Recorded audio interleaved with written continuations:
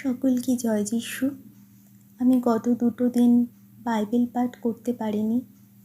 কেন করতে পারিনি সেটা জানানোর জন্যই আজকে আমি এই অডিও মেসেজ আপনাদের সামনে করছি।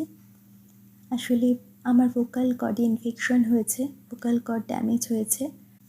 ডক্টর দেখানোর পর ডক্টর বলেছেন যে পুরোপুরিভাবে এখন ভয়েস রেস্টে রাখতে, মানে একেবারেই কথা না বলতে, খুব দরকার পড়লে তাহলে ইশারায় কথা বলতে।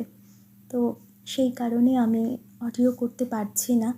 আর আমার গলাতেও ভীষণ জ্বালা করছে এবং একটা অস্বস্তি হচ্ছে, গলায় কথা বললেও কষ্ট হচ্ছে। তো সেই কারণে আমি অডিও করতে পারছি না। তো আপনাদের সেই কথাটা জানানোটা আমার খুব দরকার ছিল বলেই আমি এই অডিওটা করলাম।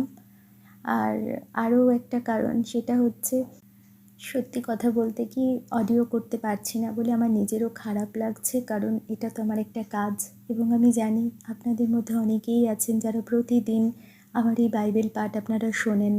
তো সেই কারণে আমারও খারাপ লাগছে আর আমি চেষ্টা করব নিয়মিত বাইবেল পাঠ দেওয়ার। কিন্তু যদি 1 দিন কি 2 দিন এরকম স্কিপ হয়ে যায় তো প্লিজ আপনারা বুঝে নেবেন যে আমার খুব কষ্ট হচ্ছে, আমি কথা বলতে পারছি না বলেই হয়তো করতে পারিনি।